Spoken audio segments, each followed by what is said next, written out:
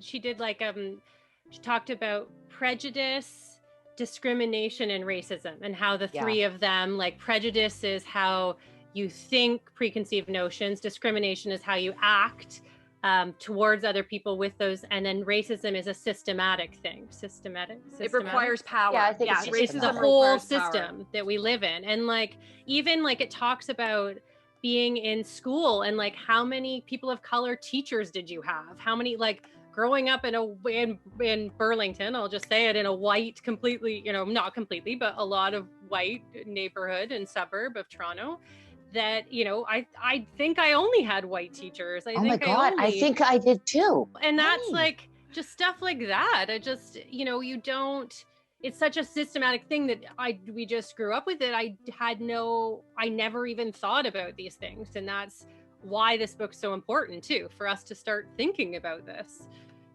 Like this book, or thinking about the high school thing and the white teachers things, it's not necessarily good or bad in itself. It's understanding that, oh, the people of color in that classroom did not have a teacher to look up to.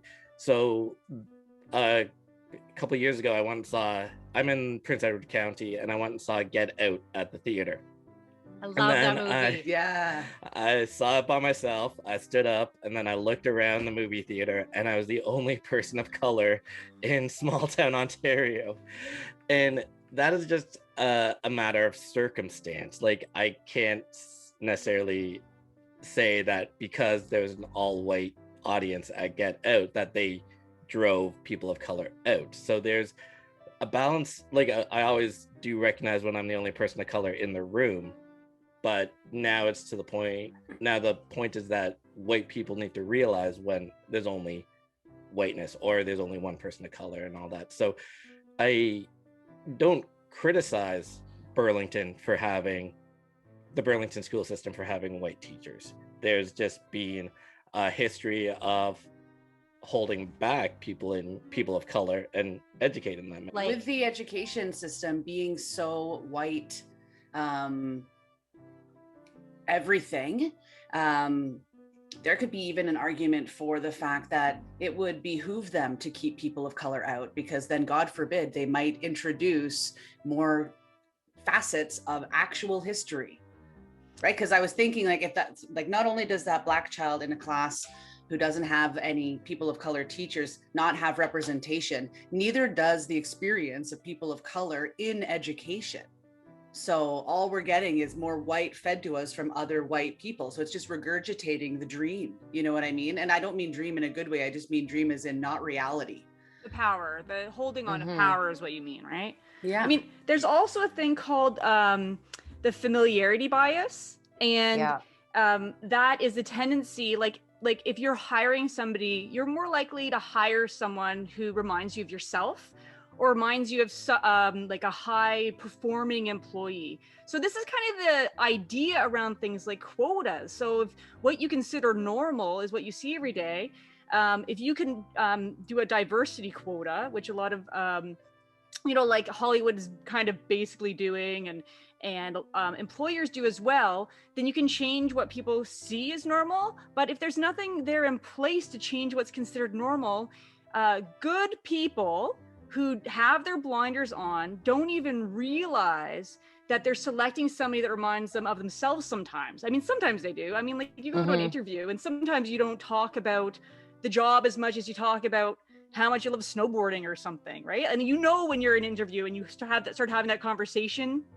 where there's a similar interest, that it's going well, right? And so I think that's the idea too, is that people have these biases and they don't even realize it. And reading books like this, when you take your blinders off, you start thinking about that, and you can try to start changing your biases or doing something to try to get around it. Be like, oh, I'm not going to go with my, I got to think about this a little bit more logically instead of just going with my feeling. Or just an invitation to bring more awareness and non-judgmental observations of self, of who is in your network, because we often, I recently learned about what you just shared, Meredith, and I was blown away because I have participated in that myself. when it comes to hiring and managing teams. And it was just through, like, once I found out, I was like, how could I not have paid more attention to who's in my network? But we do, we tend to be like these magnets that just attract more likeness in some ways to ourselves without maybe more intention. It's like they say you're attracted to people who look like you, and then when you like live with somebody, you end up looking like me and Dan look very like right now. This is embarrassing. You guys dress the same, even you got like the same glasses, the same haircut. It's just ridiculous. Book interrupted. Just wanted to share an interruption with you guys. Just checking out some of my kids' art. There's a beautiful book of family and dicks.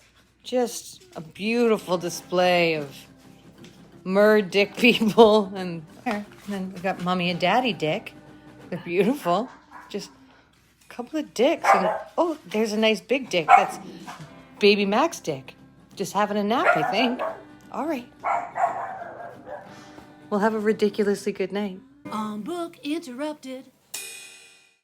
The educational system is used as a power tool, and I don't have kids and I'm not a woman, but it seems like proper sex education protects women and educates boys, and keeping sex education limited keeps men in power is a theory I have in my head. You're talking about this all the time. Yeah. Well, isn't that also for race too? Absolutely. Like if we're not going to teach race in school or racism in school, and then it's just keeping the white people in power. It's the same. We are teaching racism in school. We need to start teaching anti-racism. Anti-racism. Sorry. Yeah. Yeah, we don't want to be fine. Or at least the full history of Canada, like of the world, of the country, everything. Yeah, like Canada was discovered, and you're like. Was it? I love that idea. I love that image of a power tool. It is a tool. It's a tool of creating the society they want, whoever they are. I love that image of it. It's a tool. I love the topic of education. I'm all for. We're so overdue for a giant like overhaul, because the education system is not only a tool; it's been a weapon. If you think about the Indigenous experience and residential schools, that is like one of the most glaring examples of how education was tried to be weaponized so that they could assimilate people who didn't even want to be assimilated. And it's all interwoven with what we're talking about right now, with the fact that it's hard for white people to see how everything is so whitewashed, because that is the battle that has to be waged in order to make education a place where we are churning out the people that you call for it to churn out, right? But it's so like there are universities still that have like racist artwork on the walls, and and like there are Indigenous people who are currently trying to attend schools, and attending school in itself is like experiencing a gigantic microaggression every day, all day. It'd just be like, total trauma right there. I think also it's not just revamping the education system. If we want to be honest, we need to vote in political representation of people of color, of women, of people other than white middle-aged men. Right, because then it's too easy for people to manipulate the laws to only benefit white people. But before we get off the education, can I say one more thing about education?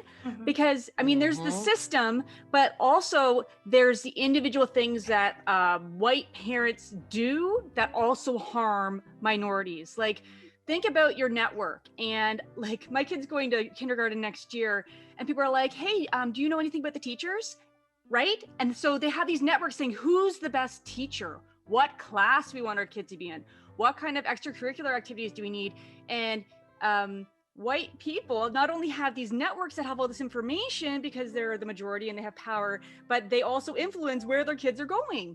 And so the kids start off with even more of an advantage than they already have. So it's hard because every parent wants to be a good parent. And part of that, if you want your kid to live in a better world, is stepping back and not using your privilege and not using your power to give your kid an advantage. And I think we can all agree, everybody who's a parent can agree that is hard.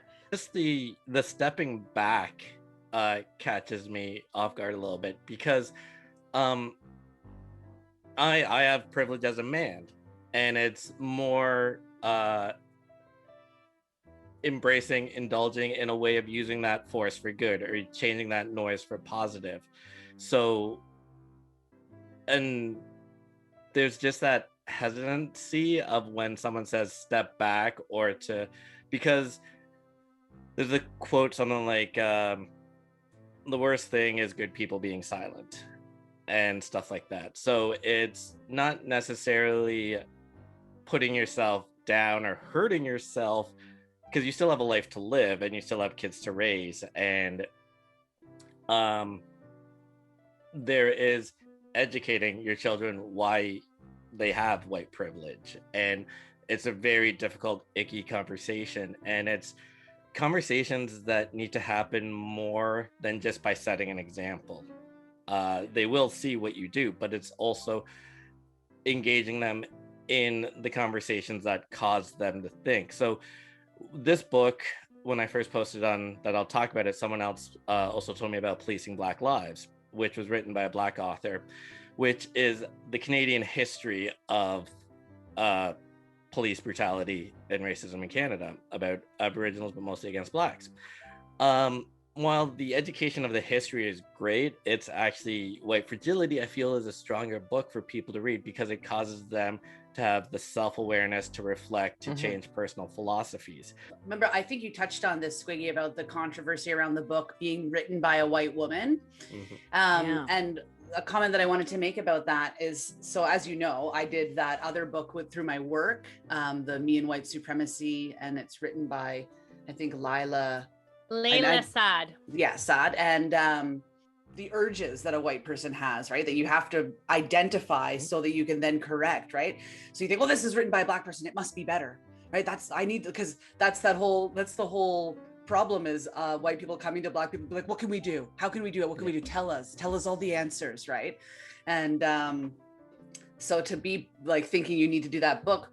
But when I did do that book, when you first begin the work, it's very uncomfortable, and you feel like I think what Sarah was touching on, there's almost nowhere to turn, because there is a default to exceptionalism, because we have that privilege of that in our pocket. And so when someone calls it out and is like, nope, sorry, nope, not gonna, nope, you must remain here in this, like they corner you into this uncomfortable corner, and until you accept it, whatever, right? But and I got there into that uncomfortable corner, and I had basically a giant like white fragility explosion. I was like, I don't know what to do then, nothing, and then it said white people need to talk to white people, right? Talk to your white people about whatever it is you're thinking and feeling.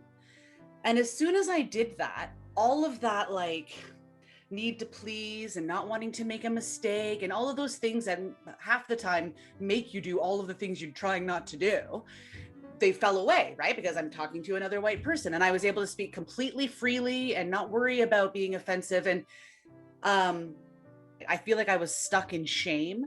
And when you're in shame, there's not going to be any growth, because you're too busy shaming. Like it you're perpetuates triggered for fight or flight, so you won't be able to absorb. Your right, and you want ability is diminished. Right, and you want to move into guilt, because and that's still the same yucky feeling or whatever, but from guilt you can begin to like make amends, right? So I was stuck in shame, and by being able to speak freely with other white people about all of the feelings that I was having around this work, I was able to make that move. And I didn't feel like that move was possible before I kind of had that little mini aha. So back to this book being written by a white person, in response to the controversy about, we should be hearing this information from a person of color. I think we should, like Meredith, explore as many options as we want, but there is value to having this information delivered from a person that is the you recognize as the same as you. That does increase the safety in some way. At least it did for me. Yeah, if you couldn't feel agree safe more. and you feel like the author's understanding, you're like, well, if the author could get through this, then I can too. If I'm not mistaken, she has a PhD. She has put in work. She has studied it. She has written these things. And yeah, she might be making some money. She's donating some, but she's not making J.K. Rowling money. And back to, you only have so many fucks to give in a day. I don't give a fuck about Robin Diangelo when there's actual Nazis out there, you know? Yeah, she's trying to do, exactly. Yeah. Very. So Layla Saad has a podcast called Good Ancestor, and she interviews Robin Diangelo, and I listened to it last night. It's really interesting, worth a listen. It's about an hour and 20 minutes. But they talk about White Fragility, the book, and about both of their experiences, and also about her work, Robin Diangelo's work for 25 years with diversity training, and also people of color who have influenced her, and how she knows that she brings in her whiteness into every discussion, that she's always learning and growing. It's really worth a listen. So take a listen and see. It's called Good Ancestor. I'll put it in the show notes. I really like her thing about being a good ancestor. Like, I want to be, because like we all just think about that. Like, how can I be a good ancestor? I think it's a really powerful idea. I really like that. I'm also not a Robin DiAngelo fanboy. She also just came out with a memoir that was like released last week. I'm not going to read it. I don't care to read it. Yeah. So just around the controversy of her, she's a white author doing anti-racism work, and it's books. No one makes a shitload of money off books. Hopefully. But for not being Black, she's probably as qualified as you come to talk about the topic, right? So it kind of also is reflective of this, like, everybody is so sensitive and worried of making those missteps that they want to be like, oh, that's a white person talking about Black people things. We heard about this. You're not supposed to do it. And then, everyone, like, nobody takes into account all the credentials, all the experience, all the work, all the self knowledge that she's gathered so that she can move forward respectfully in work that she believes, because that's what we're being asked to do, right? So if she can't do it, how can anyone that's not even close to I think people prepared? also act out in different ways when the true feeling is fear. I just don't want people to fear talking about anti-racism in that they don't feel qualified to, because everyone is qualified to have discussions about anti-racism. That's what I'm saying too. And when you watch the controversy play out against her, it makes people who, because she probably feels confident, she wrote a book, people who are beginning the work and very cautious and scared to see that happen. They're like, well, if she can't do it, I definitely can't do it, and I agree with you. If you've enjoyed these video highlights, listen to the full episode on our YouTube channel or wherever you get your podcasts.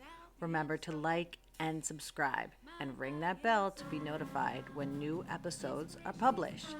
Find out more by going to www.bookinterrupted.com. On Book Interrupted.